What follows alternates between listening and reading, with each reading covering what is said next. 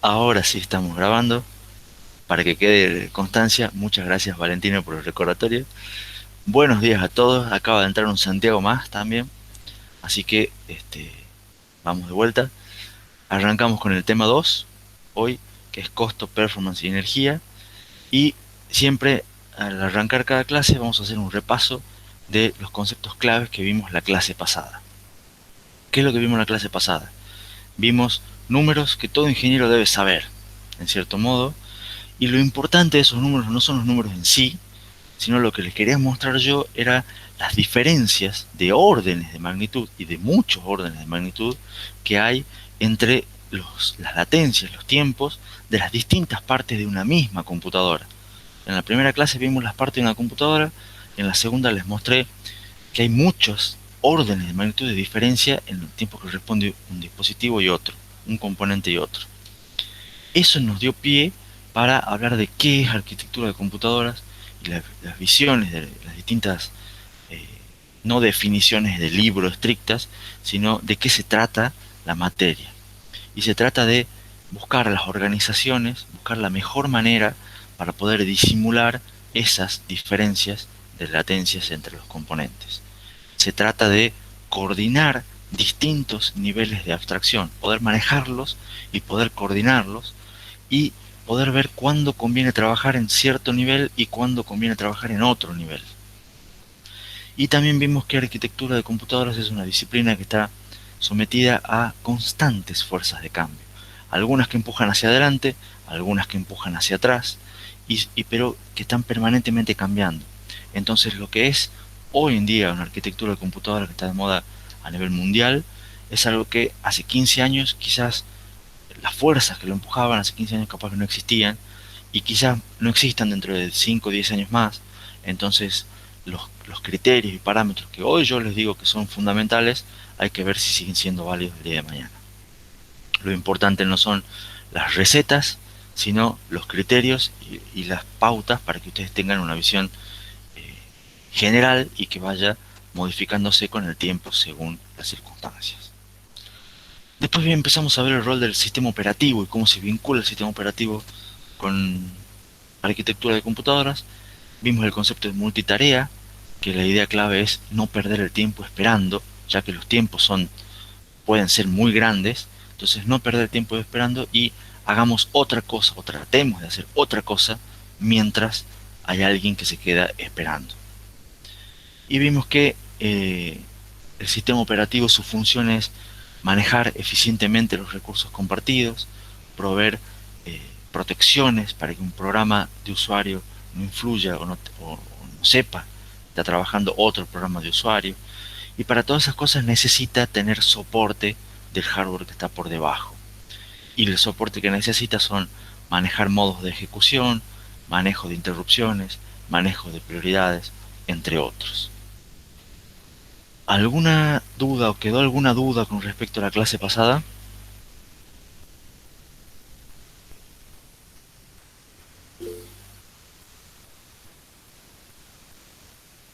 Bueno, parece que no. Sin embargo, ahora voy a dar pie a Benjamín Matienzo que haga una pregunta que me dijo que tenían varios estudiantes. O por lo menos eso dice él. Benja.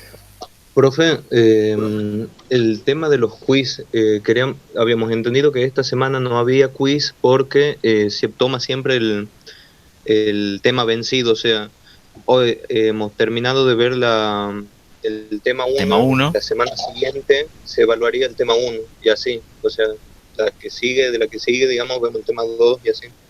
Perfecto. Muy buena pregunta, Benjamín. En realidad no es tan así. La cuestión es, los quizzes son aleatorios. O sea, puede haber cualquier día quiz. ¿Estamos? No es que sea ni uno por semana, ni es que sea cuando termine un tema.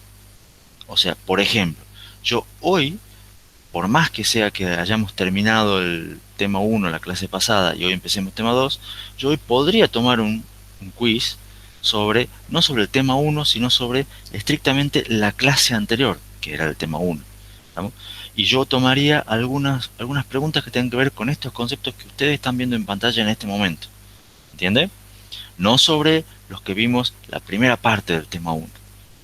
Entonces, hoy vamos a ver algunas, algunas cosas del tema 2, no vamos a ver entero el tema 2. Yo el lunes podría tomar, por ejemplo, un quiz sobre lo que veamos hoy. ¿Se entiende? Ahora, ¿cuándo va a haber quiz? Eso es totalmente random. Eh, Puede haber dos quizzes en una misma semana, pueden pasar 4 semanas sin quizzes. Eso lo vamos viendo según el termómetro de la clase, según cómo vamos con las diapositivas, según cómo detecto yo cómo es la participación de ustedes. Si ustedes yo los veo que están muy perdidos, muy perdidos, muy perdidos, muy probablemente después venga un quiz, porque el quiz los, digamos, fomenta en cierto modo a mantenerse al día, leer la clase anterior, ver los videos si no pudieron estar, etcétera, ese tipo de cosas. Eh, entonces, no es que termine un tema, termine una clase y la próxima va a ver. No es que, bueno, si ya esta semana ya tomó quiz el lunes, el miércoles no va a tomar. A veces puede pasar que haya dos quiz en la misma semana. Son pocas las veces, pero no quita que pueda pasar. ¿Se entiende entonces un poco mejor? La idea es que ustedes, de fondo, siempre antes de una clase, le peguen una mirada, una leída, una repasada a la clase anterior. Solamente a la clase anterior. Perfecto, profe, gracias. ¿Los demás también entendieron la idea? Bueno, de todas maneras, quédense tranquilos que hoy no va a haber quiz. O sea, si alguno se asustó y, y estaba un poco atragantado con el café, no va a haber quiz hoy. Arrancamos tranquilos con el tema 2. Siempre también cada vez que arrancamos un tema va el cronograma, que por más que esté publicado, siempre hay una diapositiva para ver dónde estamos parados. Hoy estamos arrancando tema 2 y nuestro objetivo es llegar al parcial el 12 de mayo. Sigue vigente esa fecha. ¿Qué es lo que vamos a ver en el tema 2? Vamos a ver básicamente lo que se conoce como los criterios de las 3 P en arquitectura de computadoras. El tema se llama costo, performance y energía, creo, pero en inglés son las 3 P: Price, Performance y Power, que en realidad son, digamos, son tres criterios fundamentales que nos van a ayudar. Los vemos al principio porque los vamos a ver durante todo el resto de la materia.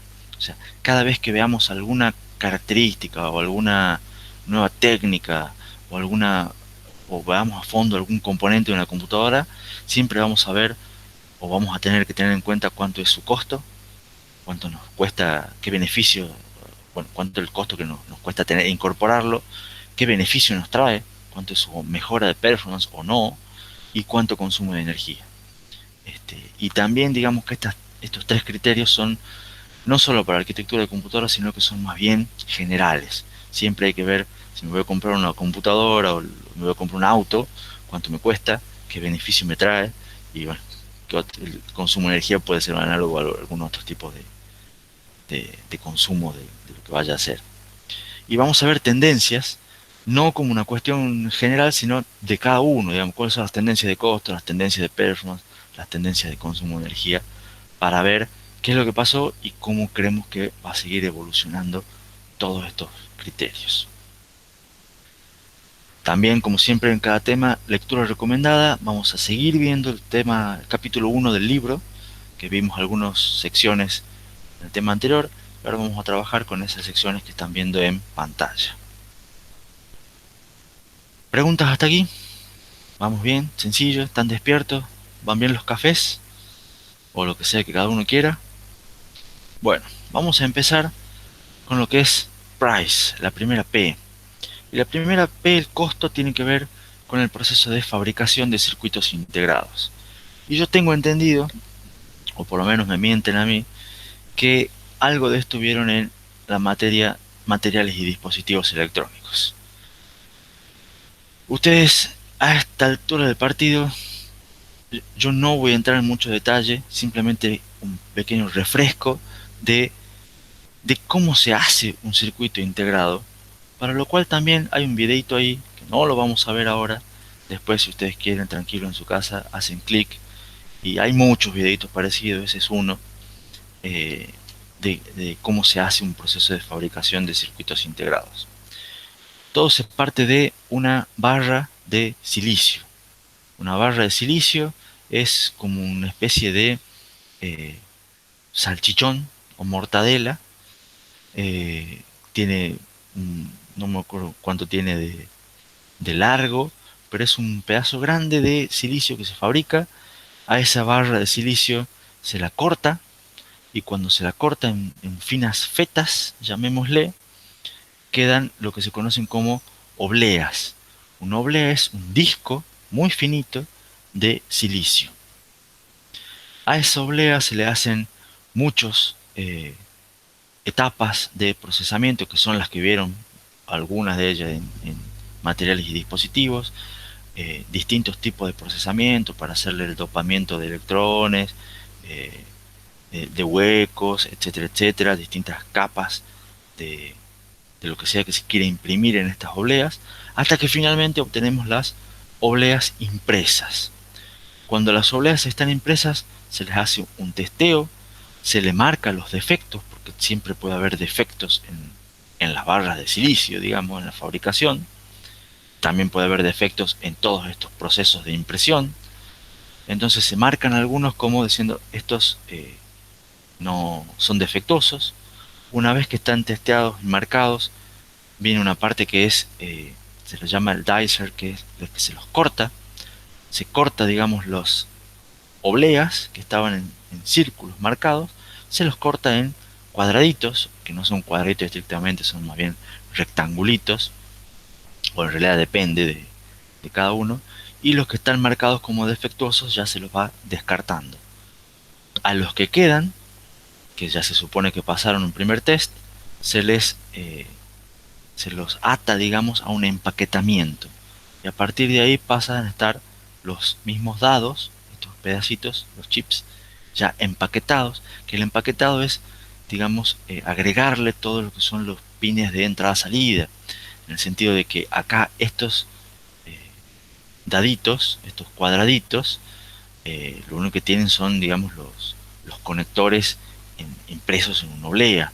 Entonces de ahí se hace, se los conecta eso además estos son muy chiquititos, un empaquetamiento un poco más grande para que puedan conectarse con el exterior. Una vez que está empaquetado, como ese procesamiento también puede introducir fallas, se vuelve a hacer un testeo y eventualmente se puede descartar algún dado empaquetado que sea defectuoso, y los que pasan este segundo testeo son en general los que van a ser comercializados. Se habían visto ya más o menos lo que era el proceso este, se entiende, alguna duda, es una simplificación enorme por supuesto, porque ya han visto, hay una materia, hay muchas cuestiones vinculadas a esto, pero sí lo importante es barra de silicio, oblea, se hace un proceso de impresión, se descartan, hay un testeo, se descartan, se marcan algunos dados defectuosos, se los descarta, se los corta, se los descarta, se los empaqueta, se los vuelve a testear, y con eso ya podemos tener un producto que esté llegando a los clientes. Si no hay consulta sobre el proceso, quiero hablar un poco de algunos detalles sobre la oblea. Ahí hay una foto, no sé si alguna vez habían visto, si les habían mostrado en materiales y dispositivos una foto de cómo se ve una oblea. Las obleas en general tienen un diámetro de 300 milímetros, o sea 30 centímetros, una regla de las largas. Y ese tamaño no es, por supuesto, absolutamente siempre, hay obleas de otros tamaños, pero la mayoría de los procesadores que se fabrican con obleas de ese tamaño, y ese es un estándar más o menos desde hace 20 años. ¿Vamos? O sea, todas las obleas que se fabrican tienen 300 milímetros, no tienen 400, no tienen 200, la mayoría tienen 300 milímetros de diámetro. Y en eso hay que, ustedes más o menos distinguen acá, que se van haciendo los chips, se van imprimiendo los chips. Entonces les muestro acá un procesador de Intel, un Sandy Bridge, que es un procesador de segunda generación de Intel del 2011, hace 10 años ya, un procesador impreso en una tecnología de 32 nanómetros. Cada chip medía 20 por 10 milímetros, lo que da más o menos 218 milímetros cuadrados. Entonces, como el diámetro de la oblea es siempre constante, si yo tengo unos chips de este tamaño, más o menos voy a obtener por oblea unos 280 chips aproximadamente. Eso es lo que puedo imprimir, no los que, sin hablar los testing ni los defectuosos. Después les muestro otro ejemplo con un Intel Core i7, pero de otra generación, este de octava generación, 6 años después. Es una tecnología de 14 nanómetros, en los cuales cada chip es más chico. Mide 9 milímetros por 16, o sea, aproximadamente 151 milímetros cuadrados. Entonces, si el chip es más chico, yo puedo meter o puedo entrar más chips por oblea. Acá puedo, como las obleas, el tamaño es constante, yo acá puedo poner 400 chips por oblea. Ahí ya van viendo una tendencia y algo importante. Entonces, les muestro acá otra imagen de cómo se ve más o menos. Por supuesto que está coloreada y está manipulada esta imagen, pero esta imagen también es de una oblea de otro procesador de Intel, de un i7 8700, de 6 núcleos.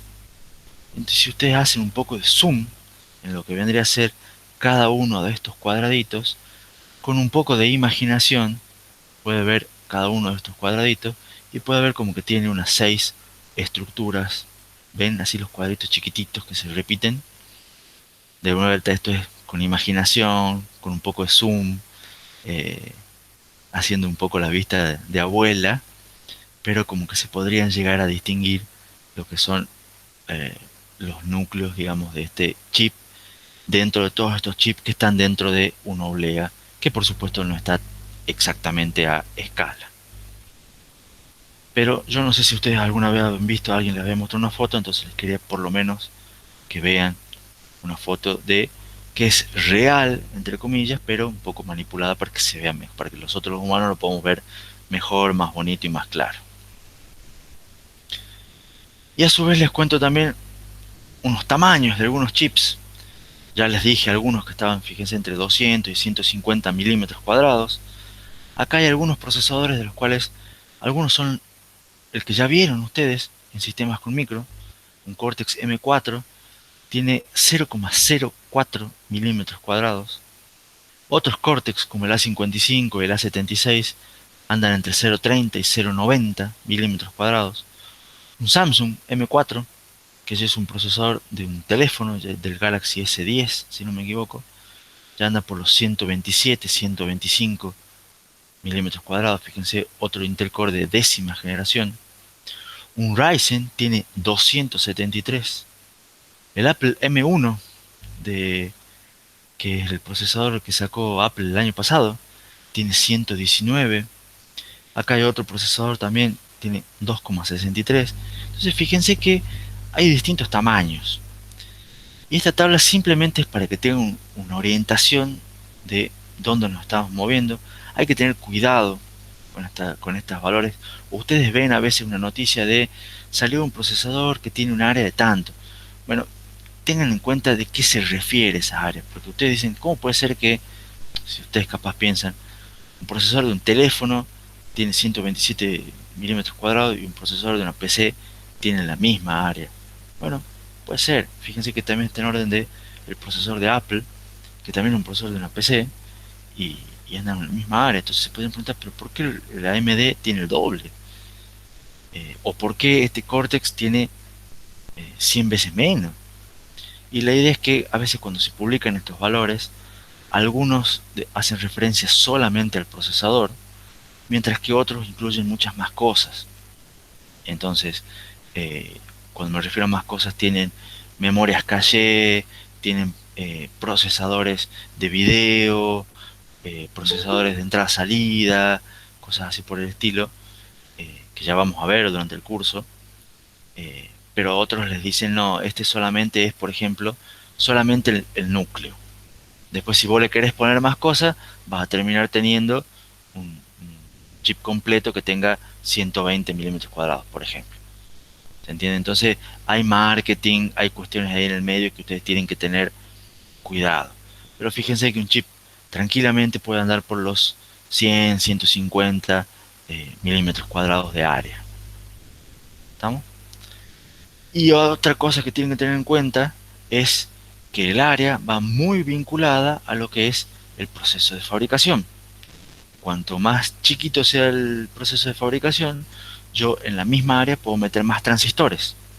Entonces, una cosa es el área, otra cosa es la cantidad de transistores que pueda poner. Vamos, siempre hay que tener esos detalles en cuenta. Y para ir, digamos, completando un poco esta primera parte de costo, en general una ecuación, digamos, simple, que se puede ver sobre cuánto es el costo de un chip, tienen que ver el costo del chip se podría decir que es un cociente entre el costo de la oblea y el producto entre cuántos chips puedo poner por oblea y un factor que se conoce como yield, que es el factor de producción. Ahora les explico los términos. Por un lado, el costo por oblea es una cuestión eh, fija, una cuestión constante. Los fabricantes, una vez que se hace la oblea, se la corta, eh, compran, digamos, las obleas, compran en realidad el lingote, pero el costo de una oblea es más o menos constante. Dado el lingote, lo corto, digamos, el espesor de la oblea es también más o menos constante, entonces este costo es bastante constante, podría decirse. Estos dos factores no, estos dos factores son en los que uno puede jugar y puede variar. Entonces el primer factor, cantidad de chips por oblea. ¿De qué depende la cantidad de chips que puedo sacar en una oblea? Y depende de cuánto es el área de la oblea, que también dijimos que es más o menos constante, porque el diámetro son de 300 milímetros desde hace 20 años, y depende del área del chip. Entonces, si yo tengo un chip más grande, el área va a ser más grande, entonces este cociente va a hacer que pueda sacar menos chips por cada oblea. ¿Estamos? Tengan en cuenta también que este cociente no es estrictamente así porque hay unas cuestiones de los bordes, las cuestiones de que las obleas son circulares, los chips suelen ser rectangulares, entonces va a haber cuestiones de bordes, de Pitágoras, de la curvatura del, bueno, del círculo, del cuadrado, ese tipo de cosas que no vale la pena entrar en más detalles. Luego está el factor de producción, que es este yield, que es más o menos un cociente de cuántos chips salen sin defectos del total de chips que yo podría sacar de la oblea. ¿Se entiende? O sea, ¿se acuerdan los que habíamos visto en el dibujito anterior de cuando uno marca los chips que salieron mal en el proceso de fabricación para ser descartados después? Porque haya alguna impureza en la oblea, porque haya habido algún problema en el proceso de fabricación, se descartan chips, entonces el factor de producción me dice cuántos chips salieron sin defectos del total de chips que yo tenía. O sea, esto es un valor entre 0 y 1. ¿Estamos? Que en realidad es una ecuación empírica más complicada que tiene que ver, depende de cada fábrica. O sea, cada fábrica dice yo puedo fabricar chips de tal tamaño en tal proceso con un factor de producción de 0,92. Y hay otra fábrica que hace del mismo tamaño y tiene un factor de 0,95 porque la fábrica es mejor, porque sus lingotes son mejores, porque su proceso de fabricación es mejor. Entonces esto es empírico. ¿Estamos? Y si, como les digo, es un valor entre 0 y 1. Entonces, ya con estos dos, esta estimación, digamos, este valor, uno puede estimar el costo del chip. ¿Se durmieron hasta acá o se entiende? ¿Se entiende, profe? Todo ok, se entiende, buenísimo. Entonces fíjense, si nosotros reducimos el área del chip, aumentamos por un lado, acá, si hacemos este valor más chico, hacemos este valor más grande, eh, porque hacemos más chips por oblea. Si hacemos más chips por oblea, hacemos este valor más grande, hacemos este valor más chico. Entonces hacemos el costo achicando el área del chip, achicamos el costo. Si achicamos el área del chip, también aumenta el yield, aumenta el factor de producción. ¿Alguno sabe por qué o se le ocurre por qué? A ver si saben por qué aumenta el yield al achicar el al achicar el tamaño del chip.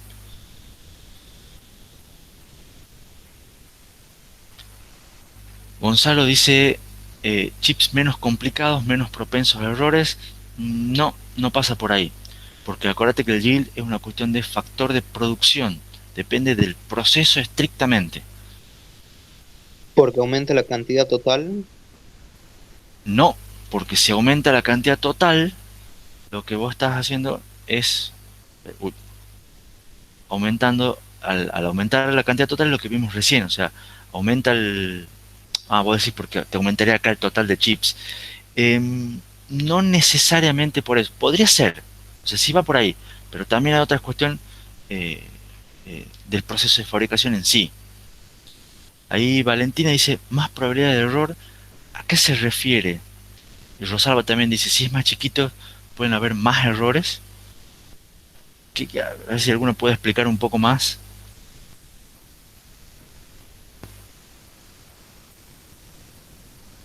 Que se necesita más precisión. No, no pasa por ahí. Pasa porque, les cuento, en general, los defectos de fabricación de Noblea, imagínense como que ustedes tienen una pizza, digamos así, redonda, y ustedes le hacen una mancha a la pizza. ¿Estamos? Entonces, después, si ustedes quieren cortarla en dados, a esa pizza, imagínense, y los dados son grandes, capaz que, depende cómo lo cortan, pero capaz que una mancha grande abarca pocos dados, pero como ustedes tienen pocos dados y resulta que tienen pocos dados totales, esa mancha les hace que pierdan un montón de sus dados de producción. En cambio, si la mancha, por más que sea grande, si los dados son más chiquitos, o sea, porque a lo que voy, no saben cómo lo van a cortar y ustedes no van a cortar estrictamente dejando el error afuera. O sea, ustedes imprimen según lo que ustedes tengan. Y esa mancha capaz que toca uno, capaz que toca dos, capaz que toca un montón. ¿Se entiende? Entonces, cuanto más chiquitos son los chips, más probabilidades hay de que esa mancha toque menos chips, o sea, influya en menos chips. ¿Se entiende un poco lo que estoy tratando de decir? Convengamos que las manchas no son tampoco manchas grandes, son cosas, estamos hablando de microscópicas. Entonces, cuando los chips son más chicos, es probable que yo pueda cortar los pedazos y sacar más chips útiles y que los defectos de fabricación influyan menos aún. ¿Se entendió un poco por qué aumenta el yield? Tenía un poco de razón, digamos, Valentina, Rosalba, un poco de razón también Benjamín, cuando dijo que a la larga el total de chips aumenta, pero el chiste es que también van a disminuir la cantidad de chips sin defectos. Entonces va a aumentar acá y va a disminuir acá. Entonces, las dos cosas hacen que aumente el factor de producción. Entonces, si yo reduzco el área del chip, eso me aumenta la cantidad de chips por oblea. Me aumenta acá, me aumenta acá. Me aumenta el yield, entonces me aumenta también acá. Entonces, fíjense que estoy aumentando estos dos valores, logro que me disminuya notoriamente el costo del chip. Entonces, de acá se saca dos conclusiones. Por un lado, es muy importante o sería muy útil para yo disminuir el costo del chip que el área sea lo más chica posible. ¿Está claro? Ahora, el área lo más chica posible implica poner menos transistores. Y no sé si eso es lo que queremos nosotros. Digamos. Y la segunda conclusión que podemos sacar, digamos, de todos estos temas es que en general el costo de un chip es aproximadamente proporcional al cubo del área. Entonces fíjense que a veces uno hace un pequeño cambio que aumenta un poquito el área, pero eso me aumenta bastante más el costo.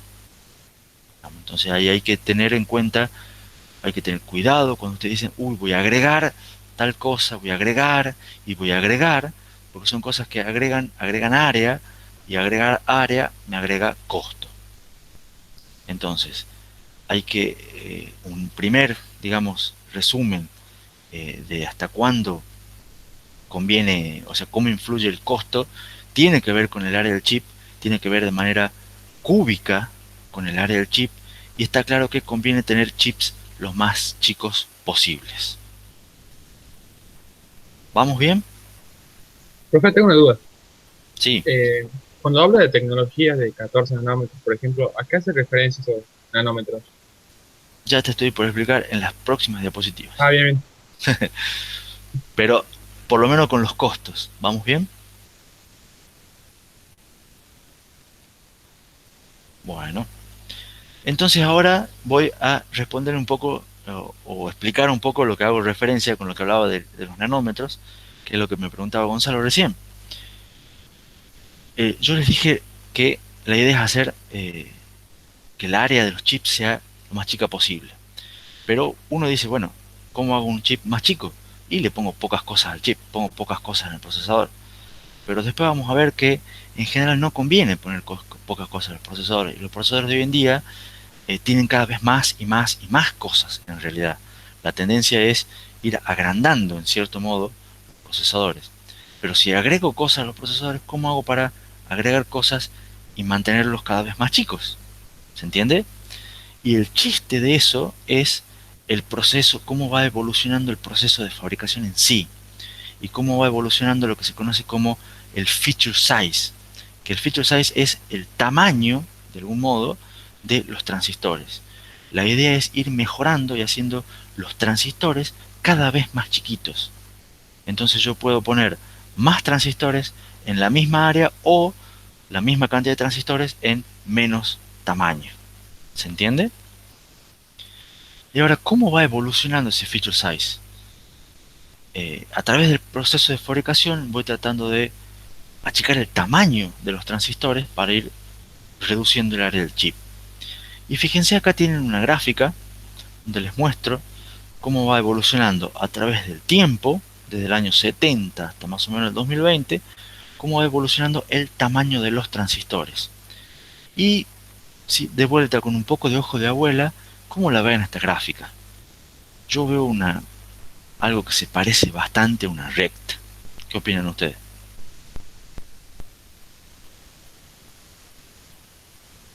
Entonces, todos por supuesto, como el profesor dice que se parece a una recta, todos van a decir, sí, yo también veo una recta. Pero el chiste de esa recta es que si ustedes ven la escala, es una escala logarítmica. ¿Estamos? Entonces, en esta escala logarítmica significa que se va achicando bastante el tamaño de los transistores. Y fíjense que acá en los años 70, bueno, vamos a los 90 por lo menos, estábamos en un micrómetro, que es 10 a la menos 6 metros, y después ahora estamos en el orden de los 10 nanómetros, que nanómetros es 10 a las menos 9 metros. Claro, ahí en el chat dice que un Santiago dice que así se hacían las rectas en física para que queden dentro del error, exactamente. Gonzalo dice que no había prestado atención a la escala, siempre hay que prestar atención a la escala, Gonzalo, desde física 1. Y Santiago, otro Santiago dice que obviamente no tengo que dar la respuesta para la próxima. Bueno, no importa, no es grave tampoco.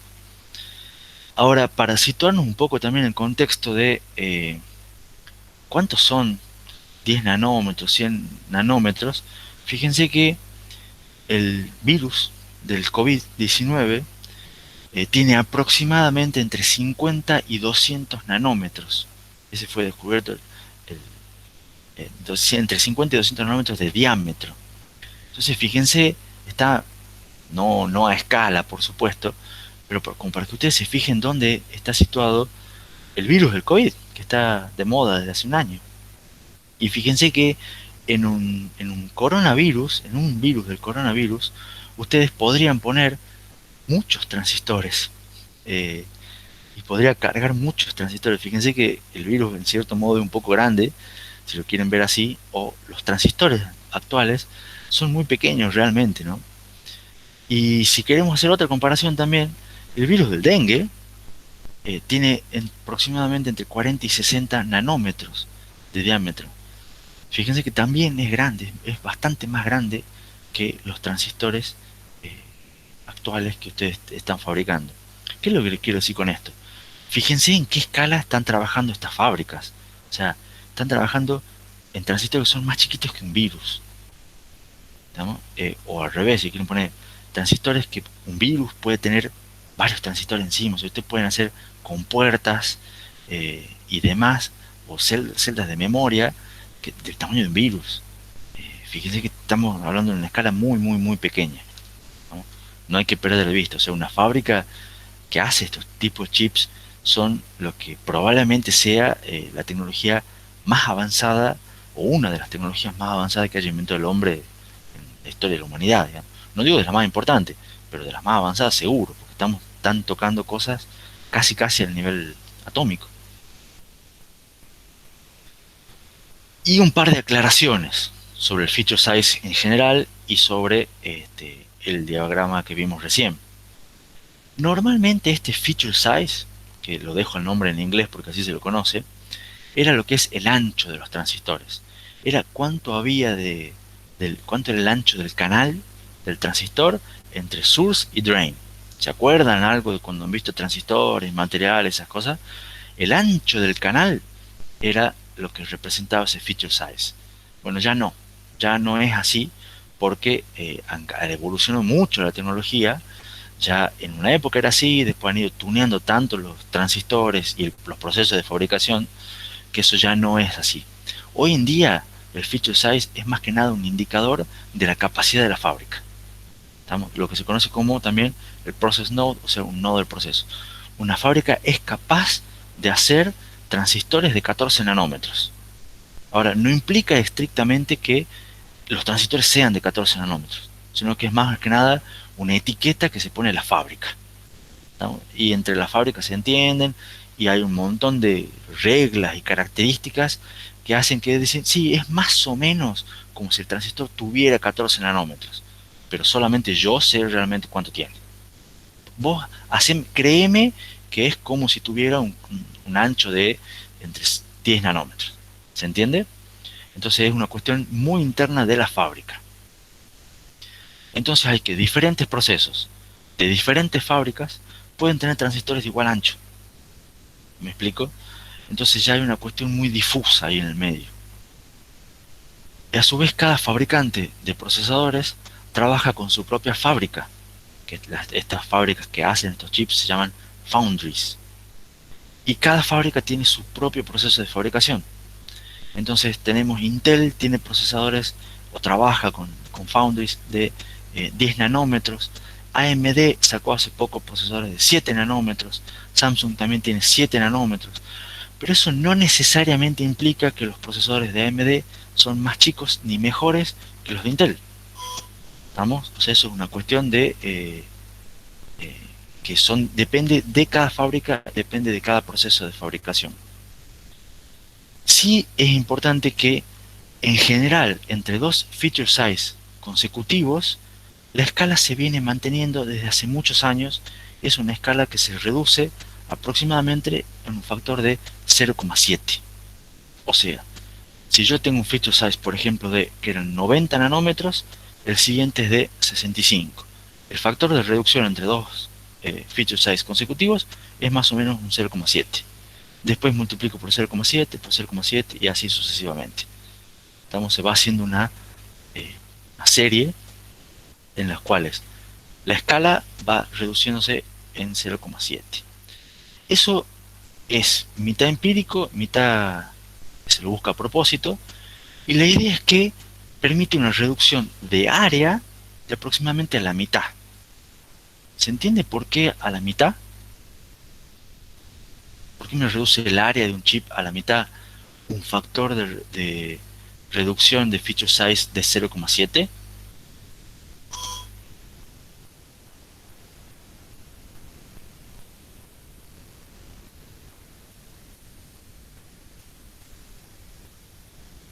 No sé si hay alguien escuchando. Bueno, ahí Valentina por lo menos dice que no, Gonzalo dice que no.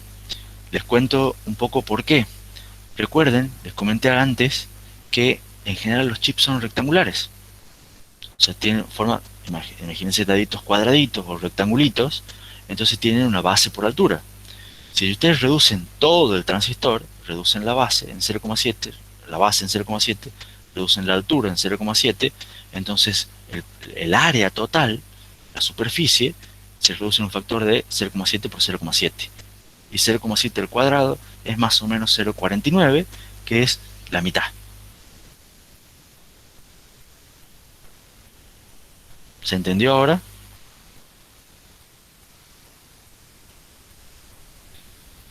Y esto, ¿qué es lo que quiere decir este feature size? Hay que prestar atención a los detalles. O sea, no se tienen que quedar. La noticia de que sale en el diario es AMD sacó sus nuevos procesadores en tecnología de 5 nanómetros y le saca años luz a Intel. O al revés, Intel sacó sus nuevos procesadores en tecnología de... Y a veces no es tan así. Hay mucho marketing de por medio. Fíjense, en este dibujo, más o menos pueden agarrar en un año, por ejemplo el año pasado, Intel estaba trabajando con 10 nanómetros, Samsung con 5, esta entre 5 y 6, esta con 12, y son todas más o menos tecnologías similares. ¿Se entiende? Entonces, no es que una tecnología es mejor que otra. Después fíjense, Intel a su vez tiene 10 nanómetros más, 10 nanómetros más, que solamente ellos saben qué significa, digamos. Y no, para entrar en detalle ya escapa el ancho, o sea, el alcance de esta materia y de casi cualquiera, ya es muy específico. Pero fíjense que acá hay muchas cuestiones de marketing en el medio, entonces para realmente poder comparar distintas fábricas, solamente ellos, los que trabajan en las fábricas saben cómo se compara, digamos. ¿Estamos? Pero sí es importante tener idea que eh, reducir el ancho de los chips, el tamaño de los chips, me permite reducir el, el área del chip. Y cambiar el factor de escala, pasar de un chip de, que yo lo haga, por ejemplo, en 22 nanómetros a uno de 15 nanómetros, el mismo chip me va a reducir el área a la mitad. ¿Se entiende? Esa es un poco la conclusión de lo que estamos viendo, lo que les quiero mostrar por ahora, digamos.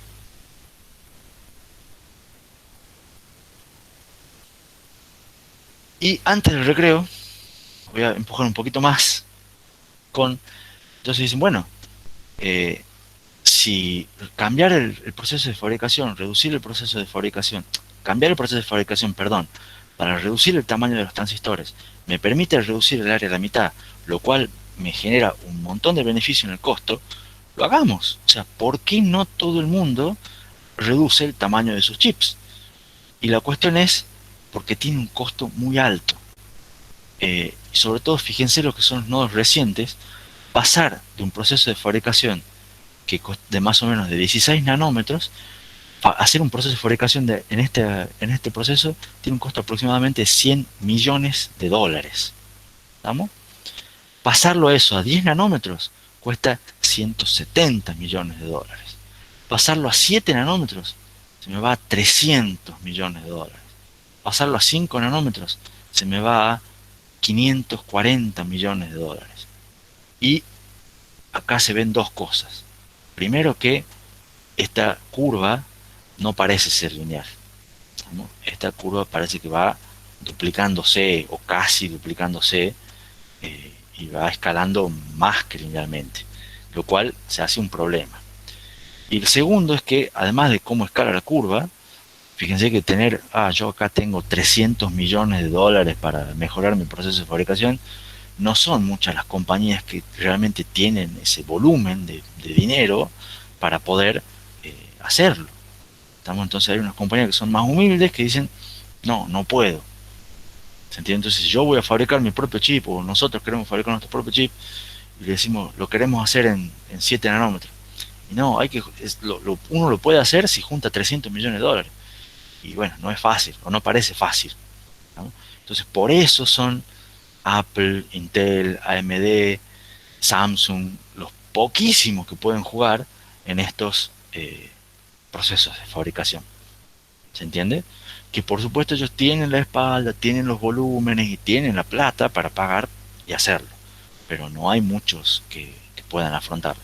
Entonces por eso a veces eh, procesos más que parecen viejos o que son más grandes son más baratos y por ende más pagables, por decirlo así.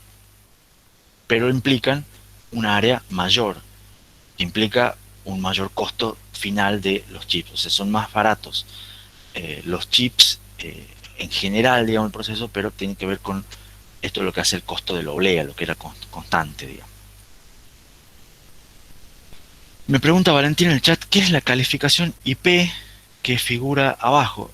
Esto que está acá es una especie de cómo se separan los costos de fabricación. Este IP tiene que ver con la propiedad intelectual, no con el IP de las redes. IP es Intellectual Property, de cuánto sale el diseño estrictamente del chip.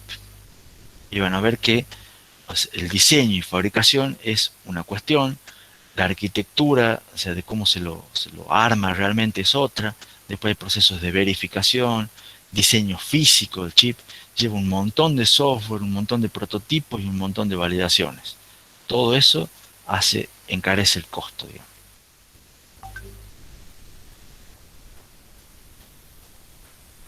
De todos modos, por más que no es mala la pregunta de Valentina, no me importa a mí, o no es para mí tan relevante todas estas categorías, sino lo que quería ver era lo que les conté, los montos y que el crecimiento no parece ser lineal en este punto, digamos, en estos procesos.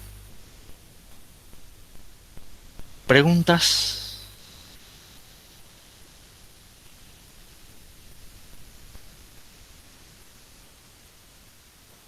No, profe. ¿Alguien? Ah, ¿me dijeron que no o me dijeron yo? No, no lo escuché, digamos. Ah, me dijo que no. Bueno, buenísimo.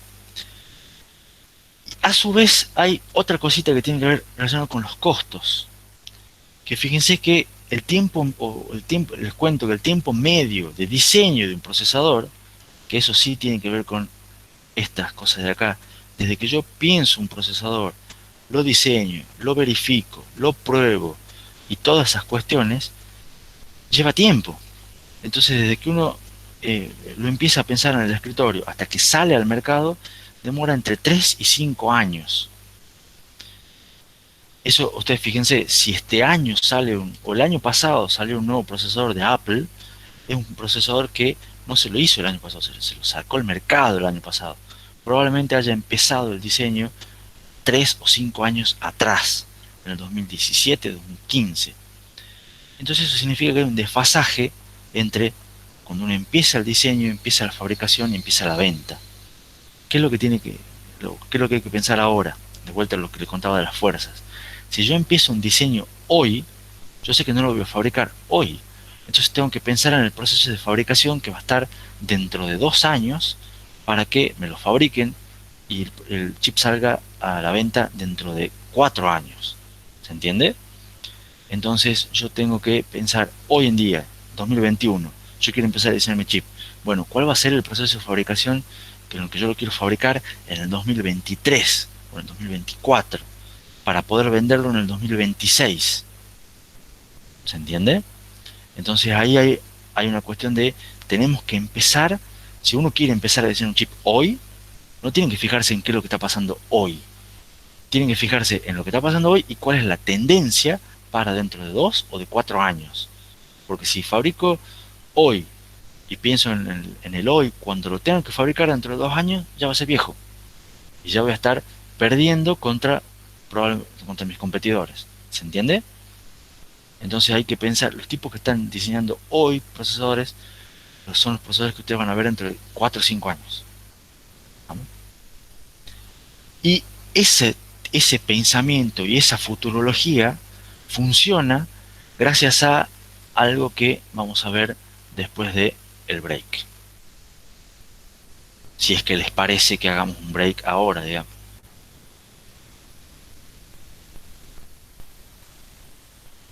O si ya se me durmieron todos.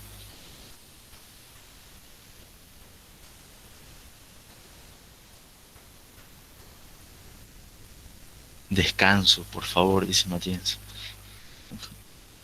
Ya hemos visto bastantes cosas. Los he mareado quizá un poco con eh, feature sizes, costos. Hemos visto un par de ecuaciones.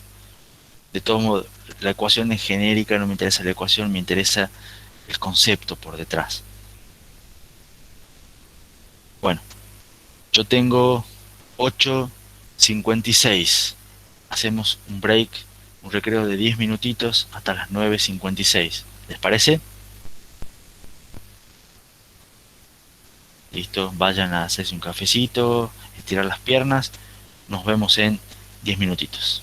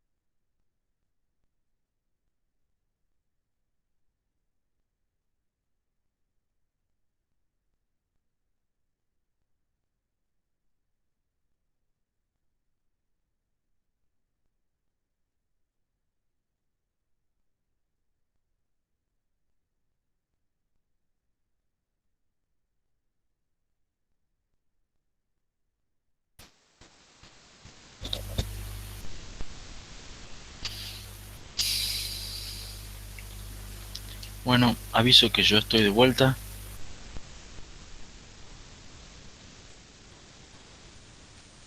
Por si alguno tiene una duda o quiere comentar algo antes de que arranquemos de nuevo.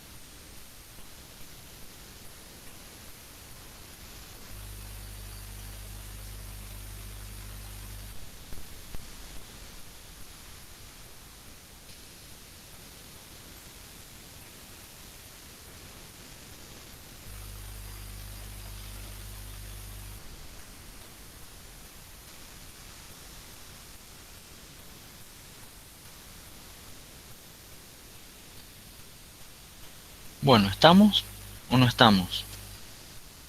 Sí, profe. Bien, Valentina, Santiago, un Benjamín por lo menos dijo que estaba. Bien, perfecto, estamos como para volver.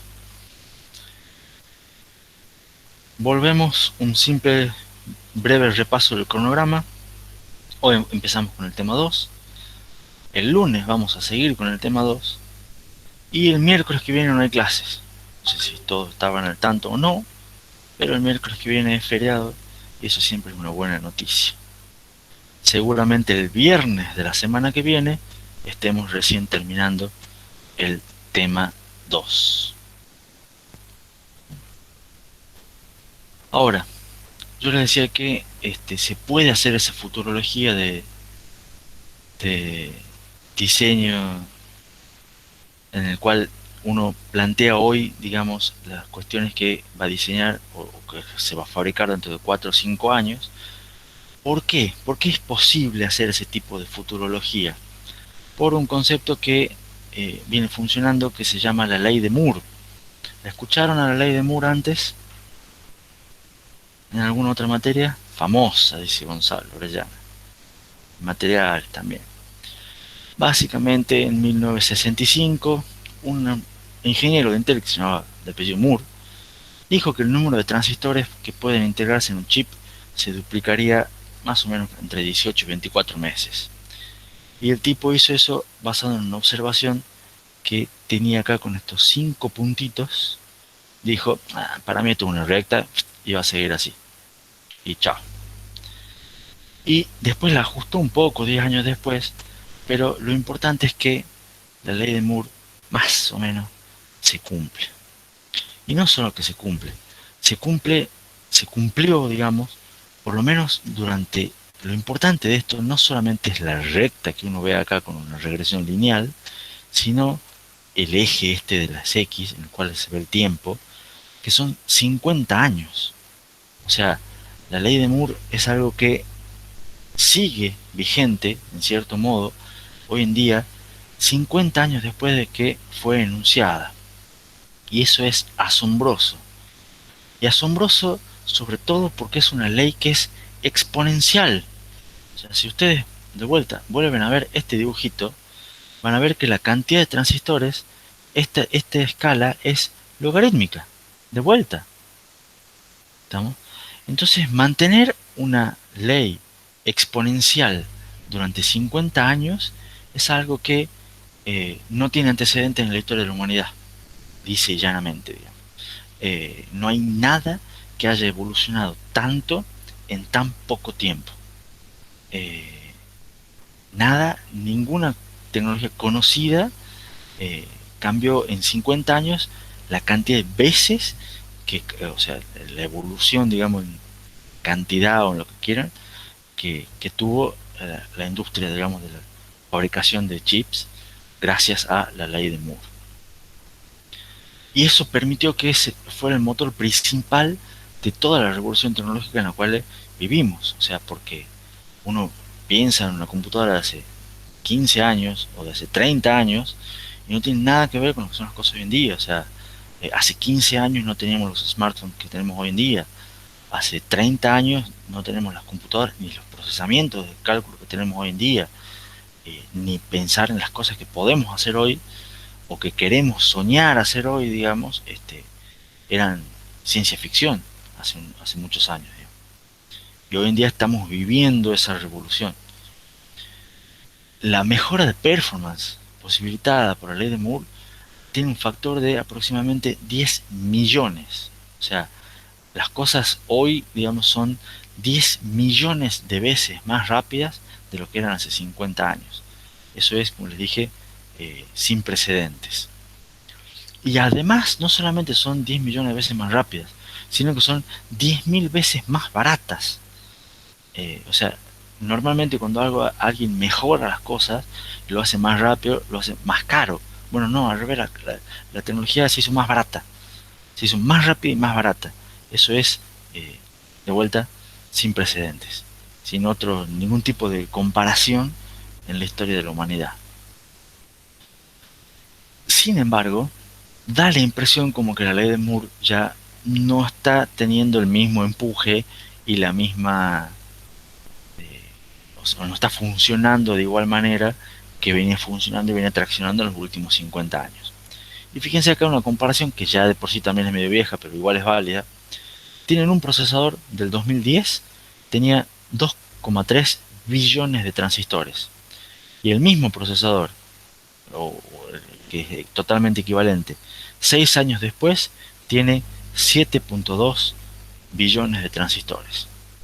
Y ahora la pregunta es, ¿cuántos debería tener según la ley de Moore? Y en el chat, un Santiago dice, habría que ponerlo en Moore a que salve la economía de Argentina. Yo creo que no hay manera de salvar la economía de Argentina. Pero más allá de eso, si el procesador ese mismo procesador del 2010, hubiera seguido la ley de Moore, ¿cuántos transistores tendría que tener en el 2016? Muchos más, dice Gonzalo. ¿Cuántos más, Gonzalo?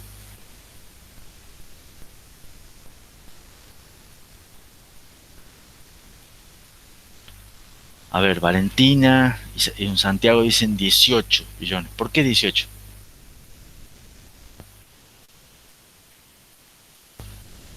O sea, para el 2012 se multiplica por 2, para el 14 por 2 y en el 16 de nuevo por 2. Perfecto. Entonces, si se duplica 3 veces, vos estás multiplicando por 8. ¿Vamos? Entonces, si tenía más o menos 2 y algo de millones y lo multiplico por 8, debería tener 16, 18 billones. ¿Vamos? Eso es lo que explicó correctamente Valentina. Y fíjense que no tenemos 18 billones de transistores, tenemos 7. Entonces, podríamos decir que se multiplicó por 3. ¿Vamos? O aproximadamente, o por ahí anda, digamos. Entonces significa que ya hay o sea, ya había en realidad entre el 2010 y el 2016 una ya desaceleración de la ley de Moore. Y esto se está notando que cada año que va pasando va siendo un poquito peor. Entonces ya empieza, ¿y esto por qué sucede la limitación de Moore? Sucede por dos cosas, básicamente. Una, cuestiones físicas, o sea, ya estamos llegando a transistores de entre 7 nanómetros, 5 nanómetros, por ahí, esos ya son muy poquitos átomos. Entonces ya hay una cuestión física donde no se sabe realmente hasta cuánto más se va a poder seguir achicando los transistores. Y por otro lado está la cuestión de costos que le conté yo recién, o sea, cada vez sale más caro hacer los transistores más chicos. O sea, lo que se puede hacer cuesta mucha plata. Entonces ya no hay mucha gente que lo quiera hacer, ¿entiendes? O que pueda afrontar el costo de hacerlo. Entonces ya las dos cosas van haciendo que la tendencia se vaya disminuyendo, digamos, la aceleración de la ley de Moore va disminuyendo. Hay gente que pronostica estimaciones para el final de la ley de Moore entre el 2025 y el 2030. Sin embargo, hay que ser, o sea, uno que ya es un poco más viejo, ya hace muchos años vienen diciendo, ah, yo ya veo el fin de la ley de Moore, se acaba la ley de Moore, hasta cuándo más no vamos a poder seguir con la ley de Moore, y la ley de Moore sigue, digamos, o sea, hace 20 años decían, no, ya Moore ya se va a equivocar, y hace 30 años decían, no, Moore ya seguramente se va a equivocar, y a la larga la ley de Moore se sigue autoabasteciendo y autojustificando, más lenta, pero los tipos siguen buscando la vuelta, siguen inventando alguna nueva manera, siguen mejorando el proceso de fabricación, pero va un poco más lento que lo que solía ser. ¿Cómo va? ¿Cómo creo yo, digamos, qué es lo que se supone que va a pasar? Algo va a surgir. Los tipos, para mantener la economía, para mantener los volúmenes de fabricación que tienen, el ser humano es creativo, algo va a inventar. Puede ser de algún modo lo que se habla de computación cuántica, esas cosas, o puede haber algún otro descubrimiento que haga que se haga un mejor uso de esos transistores y a la larga se pueda seguir mejorando la ley de Moore. Y hay una frase que anda dando vueltas por ahí también, que dice, el fin de la ley de Moore puede ser, podría ser, la mejor cosa que le haya pasado a la computación desde el comienzo de la ley de Moore.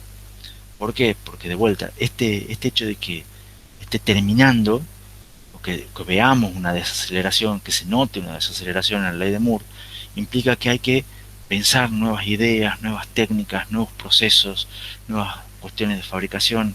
Entonces ahí nos ponemos creativos los seres humanos y cuando uno se pone creativo pueden ocurrir cosas buenas. Entonces todavía no se sabe. Seguimos empujando la ley de Moore, eh, que va bien, va más lenta pero va bien, pero hay que ver, hay que estar atentos a qué puede pasar en los próximos años, porque este horizonte del 2025 y 2030 no está tan lejos, digamos. Entonces hay que ver qué pasa en los próximos 5 años y de ahí vamos a ver cómo sigue evolucionando el tema este. ¿Se entendió hasta acá? ¿Hay alguna pregunta? No se puede haber ralentizado, profe, también por la ausencia de conflictos bélicos, porque siempre, digamos, en época de guerra avanzan mucho más rápido. Puede ser, yo te voy a mostrar también otros motivos por los cuales también ocurrió una desaceleración. Yo no sé cuál es la causa, no sé si habrá una sola causa o habrá múltiples. Lo que sí se nota es la desaceleración, eso seguro, digamos. Entonces, que se está frenando, se está frenando. Que eso es observable y empírico, eso es real. Causas debe haber muchas, ¿vamos? Y pueden ser de distinto índole como la que vos mencionaste. Pero lo importante es que, fíjense que ya ahora si yo quiero diseñar para un chip dentro de 5 años, ya no es tan avanzado. O sea, ya estamos más o menos moviéndonos avanzado, por supuesto, pero ya no es que va a ser dentro de 4 años 4 veces más rápido. Capaz que sea 2 veces más rápido, ¿no? Por ejemplo.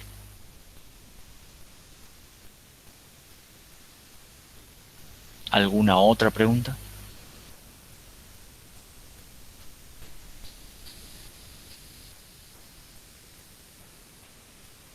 Bueno, si no hay más preguntas, les muestro brevemente lo que es otro enfoque. Yo hasta acá venimos viendo hacer los chips cada vez más chiquitos porque eso me reduce el área. Yo les quiero poner más cosas a los chips, hacer los chips más chicos. ¿Cómo hago? Achicando el proceso de fabricación. Cuesta plata, pero bueno, hay que ver si lo puedo pagar o no. Hay que también en cuenta tener el proceso de diseño que cambia con el tiempo. No tengo que pensar en la tecnología de hoy, sino en la de mañana. Eso me apoya en la ley de Moore. Y ahora, sin embargo, hay gente que piensa radicalmente diferente de lo que hacemos nosotros. Que hay una serie de ingenieros una empresa que se denomina Cerebras, hizo en 2019 el chip más grande del mundo. No solamente del mundo, sino de la historia. Dijo, yo voy a hacer un chip grande. Y eso se llama, o lo denominaron, Wafer Scale Integration. O sea, un chip que tiene el tamaño de la oblea. O sea, ya no es a la oblea la cortemos en parte, no, hagamos un chip que tenga el tamaño de toda la oblea. Sin cortes, sin empaquetamientos, una cosa totalmente diferente. Este está fabricado en tecnología de 16 nanómetros. Es por lo menos 50 veces más grande que el chip más grande que se haya fabricado en ese momento, digamos. Tiene 400.000 núcleos, 18 gigabytes de memoria SRAM, o sea, la más cara, integrada. La idea no es nueva, es una idea que se hizo hace 40 años, pero simplemente hace 40 años no se podía fabricar un chip. Faltaban un montón de cosas y esta gente en el 2015, por ahí, habrá pensado en la idea y lo logró hacer en el 2019. Porque recién ahora pudo hacer una idea de hace muchos años atrás. Y entonces, ¿se acuerdan eso de las fuerzas en constante movimiento que hablamos en la clase pasada? La idea es vieja, pero a alguien le gustó, le quedó dando vueltas y muchos años después la pudo hacer. Fíjense, más o menos acá tiene una foto de lo que es. Este es el chip del más grande que había en el 2019, que era un procesador de Nvidia, un GPU de Nvidia, que tenía aproximadamente 21 billones de transistores. Tengan en cuenta que estos billones son los billones de Estados Unidos, o sea, son 1000 millones para nosotros. Y era un chip que tenía 815 milímetros cuadrados de tamaño. Bueno, esto es el que hizo esta empresa Cerebras. Tiene 1.2 trillones, o sea, sería 1200 de estos, que son 21, y tiene 46.225 milímetros cuadrados contra 800. ¿Estamos? O sea, tiene el tamaño de, el chip tiene el tamaño de lo que probablemente sea una notebook, como para que lo vean. Ahí Gonzalo pregunta en el chat, ¿hay necesidad de tal chip? Santiago le pregunta, es para controlar el COVID. Bueno, más allá del chiste de Santiago, la pregunta de Gonzalo es buena. ¿Estamos? Porque ¿para qué sirve este chip? Tiene una única función. O sea, ni siquiera es multipropósito. ¿Estamos? No busca el COVID todavía. Es específicamente para hacer ciertas funciones de inteligencia artificial. Nada más. No pueden jugar al Fortnite con este chip. ¿Está claro? Lo cual, imagínense que ustedes ya saben que no lo compraría. Pero sin embargo, para esa tarea promete que hay una mejora de performance también sin precedentes. O sea, es mucho mejor que cualquiera de todos los otros chips que existen. ¿Estamos? Dicen, estamos de acuerdo, de vuelta de énfasis acá, promete, porque todavía no es una realidad. Ahora, ¿qué pasó con el proceso de fabricación y con el yield? Porque si hay un defecto, o sea, imagínense si la oblea tenía un problemita ahí en ese puntito u otro acá, ¿y qué pasa con el chip? Porque esto es un solo chip. Bueno, los tipos lograron superar el desafío del yield, aplicaron mucha redundancia, no sé cuáles eran las técnicas, pero lo logran hacer, o sea, lo hicieron, ¿vamos? Y eso es un desafío que hay que superar. Alguien después se pregunta, ¿cuánto ustedes tienen un chip chiquitito, como este que está acá? Perdón, este que está acá, que no es por decir nada, para nada chiquitito, y este procesador, si usted tiene una placa de video, o saben lo que es una placa de video, le tienen que poner 3 coolers. ¿Estamos? Para que eso más o menos mantenga una temperatura y no se funda. ¿Cuántos coolers cree que le van a tener que poner a esto? ¿O qué tipo de coolers cree que le van a tener que poner a esto? ¿O en realidad cuánta energía va a disipar una cosa así? La energía que disipa se estima entre 15 y 50 kilovatios.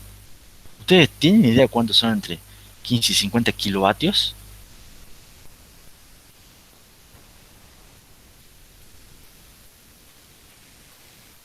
¿Alguno sabe lo que son 50 kilovatios? Un montón, es muchísimo. Y estamos hablando de un chip que tiene, ¿cuántos? Milímetros cuadrados, digamos, centímetros cuadrados. O sea, eso es muchísima energía. Fíjense que los transistores trabajan con una alimentación de 0,8 voltios, pero son tantos, necesitan 20.000 amperes a ser alimentados. Es una corriente altísima. ¿Estamos? Eh, Esto todavía no tiene precio. No se sabe cómo se lo va a programar todavía. O sea, ya lo fabricaron, ya están trabajando, ya hay avances sobre eso. Dicen que hay algunos sistemas vendidos, no dicen ni siquiera a quién ni a cuánto porque son top secret todavía. Pero bueno, es una idea disruptiva. ¿Cuál es la conclusión de todo esto? Se puede hacer. Si vale la pena o no, no sabemos todavía, pero se puede hacer. Y fíjense que es un enfoque totalmente diferente de lo que les mostré en la primera diapositiva. Se imprime la oblea, se la marca, se la corta, se empaqueta. Bueno, acá no tiene nada que ver. Ahora, ¿funcionará? ¿No funcionará? A los alumnos que cursen dentro de 2 años de arquitectura, que espero que no sea ninguno de ustedes, capaz que les doy la respuesta, ¿no? Pero hoy en día es un interrogante y les quería mostrar otro enfoque de algo que eh, es una cuestión diferente que tiene que ver con el proceso de fabricación. Acaba de mufar, dice Benjamín. Espero que no. Eso depende de ustedes, no de mí, por suerte, y tampoco de la mufa. ¿Alguna pregunta con respecto a eso?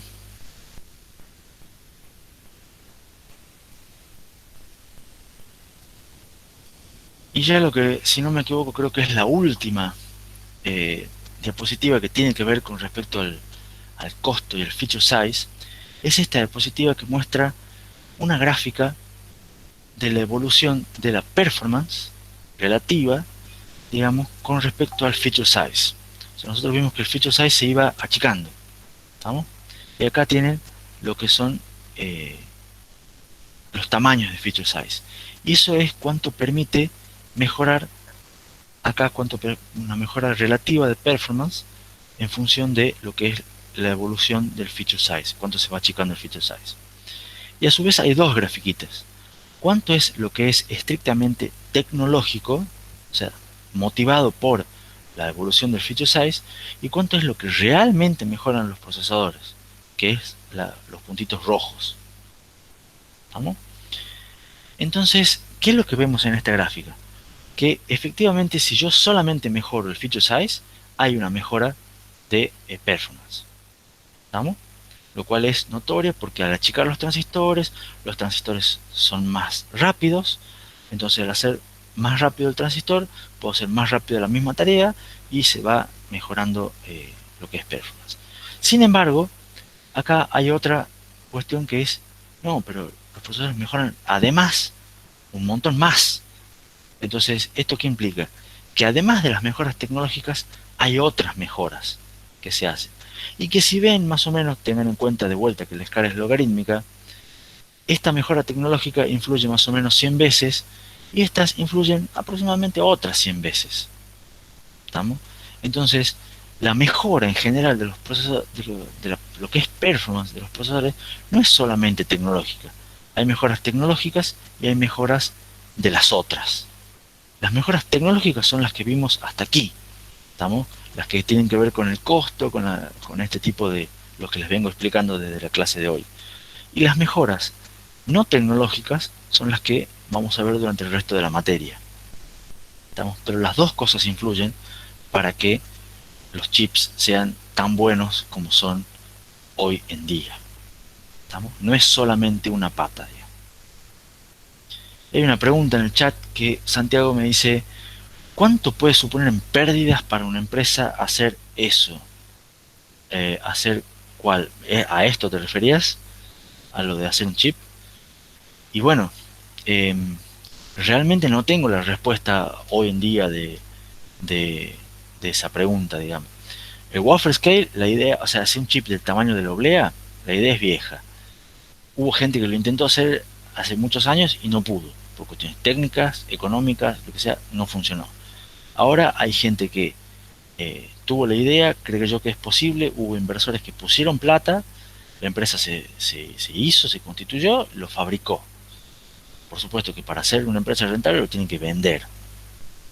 Si se vendió o no, si vale la pena o no, si hay gente que quiere comprar eso o no, no hay respuesta, no la sé. Entonces, si la empresa es un fracaso, y bueno, se fundirá y hay gente que llorará y bueno, como pasa con todas las empresas, digamos. Y si al revés, si los tipos realmente hicieron una idea buena y son un éxito y después empiezan a vender y todo el mundo les compra, serán millonarios.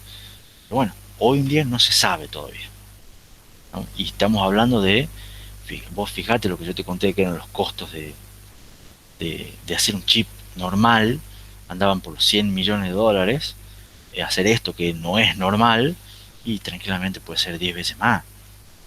Entonces hay gente que o más quizás, hay gente que decidió apostar. Y bueno, hay otra gente que apuesta al Bitcoin, hay otra gente que juega todo el rojo.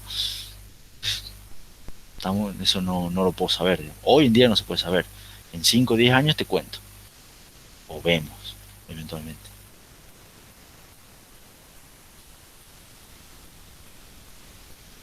Bueno. Entonces, acá les conté que las mejoras de los procesadores son mitad tecnológicas, mitad otras cosas, pero no les dije qué es performance. O sea, ¿qué es la performance de un procesador? ¿Estamos? Y bueno, acá un par de cositas que me habían quedado pendientes era el feature size hace que los transistores sean más rápidos, disminuir el feature size hace que los transistores sean más rápidos, y lo que es las mejoras tecnológicas contribuyen de igual manera que otros tipos de mejoras. Pero, ¿qué es performance? Y eso me da pie para, en los 20 minutos que nos quedan, empezar a hablar de la segunda P de los que vamos a ver en este tema: Price, Performance y Power. Ahora vamos a empezar con lo que es performance. La performance, lo que nos va a permitir o saber o conocer y entender performance, nos va a permitir elegir mejor, nos va a permitir tomar mejores decisiones, nos debería permitir no caer en los trucos y las modas del marketing. El marketing es muy importante, es muy necesario, pero a veces tenemos que tener una visión diferente para ver si nos están vendiendo un buzón o no.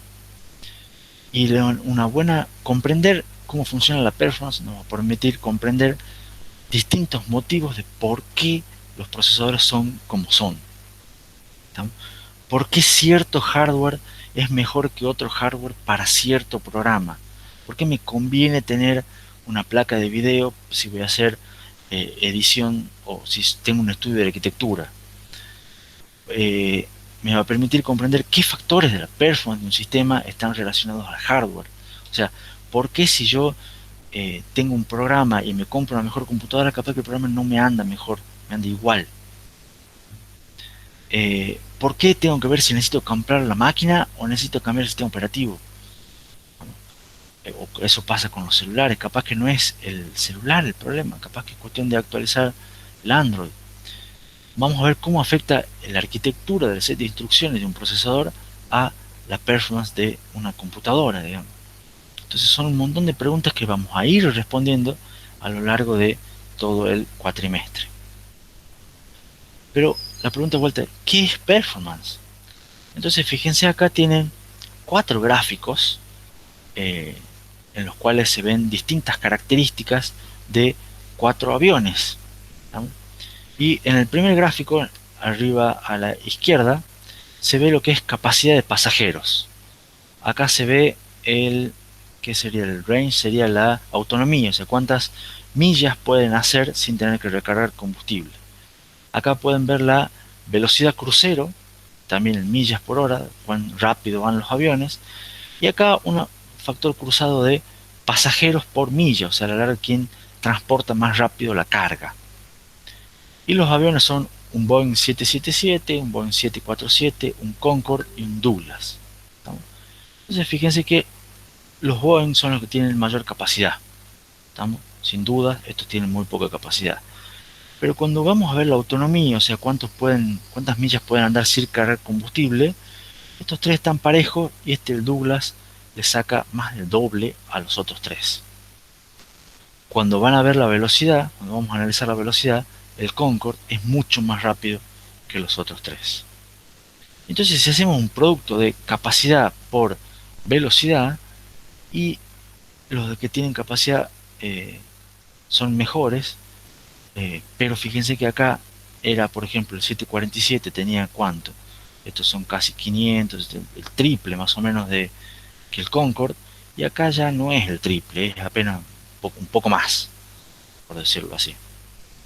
Entonces, analizando esos cuatro gráficos, la pregunta sería, ¿cuál de estos aviones creen ustedes que tiene mejor performance? A ver si alguno tiene una idea. Gonzalo tiene una idea. Valentina también, y es la misma idea de Gonzalo, y es la misma idea también que dice Leandro. Todos dicen, Gonzalo dice, depende de lo que queramos hacer. Valentina dice, depende en qué me quiero enfocar. Leandro plantea una pregunta de, no depende del objetivo. Y es exactamente eso a lo que apunta la diapositiva. O sea, ¿qué es performance? La performance va a ser dependiendo de qué sea lo que yo busque.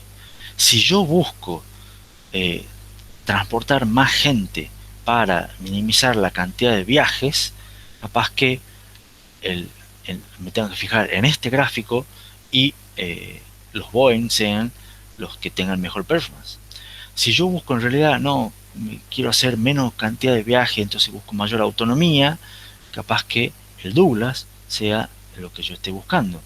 Si yo busco, no, a mí lo que me interesa es velocidad, yo necesito llegar más rápido a tal lugar, entonces el Concorde es mi avión. Y si yo busco algún mix, bueno, tendré que buscar, capaz que sea el mix, capaz que sea acá el Boeing, pero capaz que ya no es, a veces me convenga también el Concorde, según hay una línea un poco más delgada que estas. Entonces la respuesta es, en general, que una respuesta que dicen que es mi latiguillo, la respuesta es depende. Depende, ustedes tienen que ver bien qué es lo que quieren hacer, plantearse bien cuál es el objetivo, y cuando tengan claro cuál es el objetivo, ver realmente cuál métrica o cómo medir yo la performance para evaluar ese objetivo. ¿Estamos?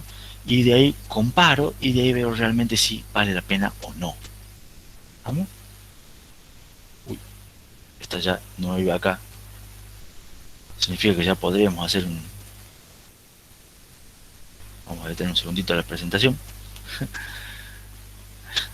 Capaz que ya deberíamos haber cortado acá, pero vamos a seguir un poquito más porque estamos eh, con tiempo. No se preocupen, no se preocupen, ya volvemos.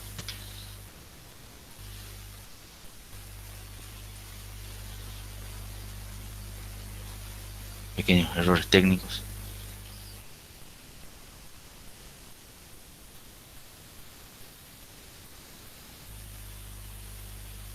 Ahí estamos. ¿Están viendo la pantalla de vuelta? Todavía creo que no. Ahora sí.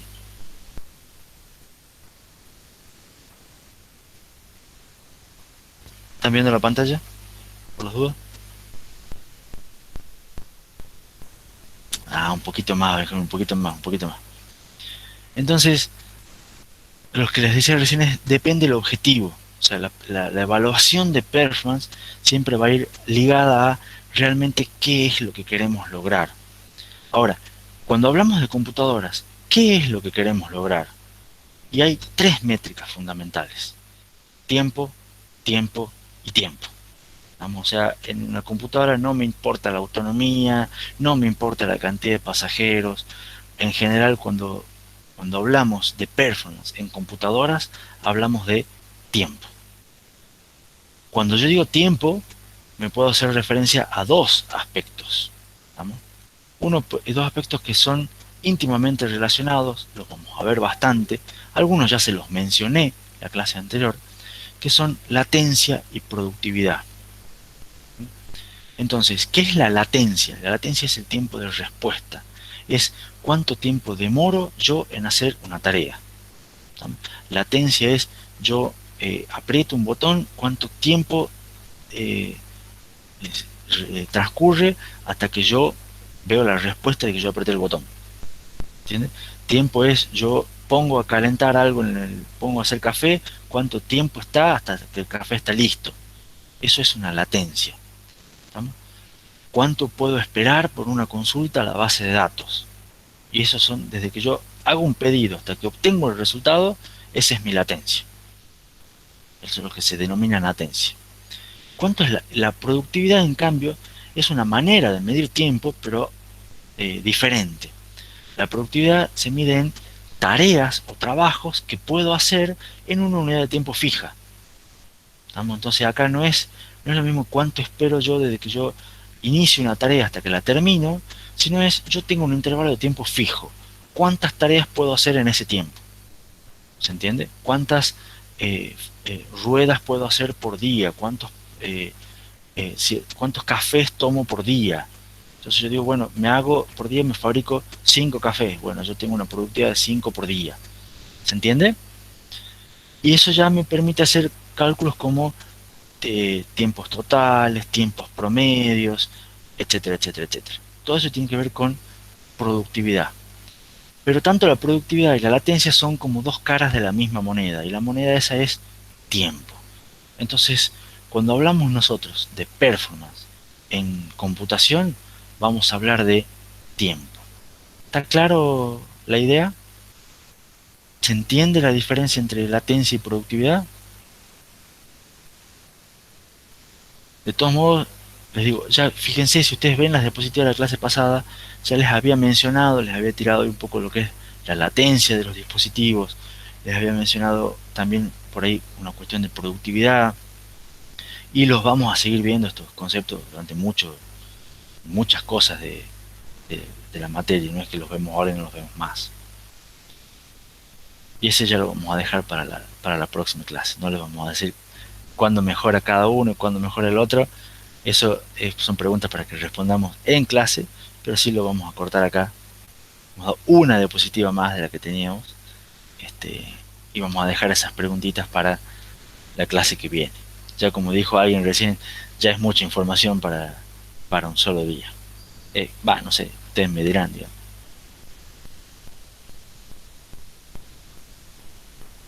¿Qué hemos visto hoy? Hemos visto la primera P. Hemos visto la primera P, que es costo, que es price. ¿Estamos? Hemos visto de qué depende, cómo es el proceso de fabricación. Hemos visto la primera conclusión, que es conviene que los chips sean chicos, que tengan poca área. Pero, ¿cómo hago para achicar el área? Normalmente mejorando el proceso de fabricación. Hemos visto las tendencias de mejora en el proceso de fabricación. Y hemos visto que esas tendencias me achican cada vez que yo mejoro un paso, digamos, en el proceso, me reduce el área a la mitad. Hemos visto que el costo de los chips también está proporcional aproximadamente al cubo del área. ¿Estamos? Y hemos visto que achicar el proceso es costoso, es caro, no es para cualquiera. Hemos visto también que se puede hacer, hemos visto la ley de Moore, que impulsa todo esto. Hemos visto, ¿qué más hemos visto después? Los de Wafer Scale Integration, que es un enfoque totalmente diferente. Y hemos visto que disminuir el feature size no solamente me lo hace más chico, sino que me lo hace más rápido. Pero la performance no solamente es tecnológica, sino que hay más cosas. Y hemos finalizado viendo qué es performance, que para el caso de las computadoras es tiempo.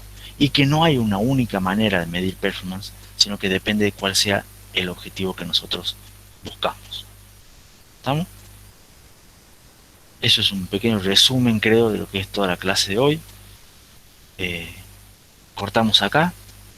No me queda más que desearles que tengan un muy buen fin de semana. Cuídense, no tengan en cuenta que seguimos con un problema del famoso coronavirus. Y nos vemos el lunes, tempranito, misma hora, por el mismo canal. ¿Alguna pregunta antes de cerrar?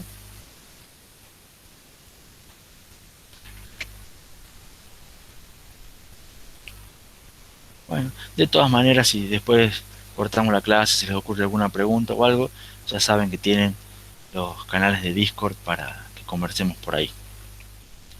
Bueno, chicos, de vuelta, Que tengan un excelente fin de semana. Nos vemos el lunes.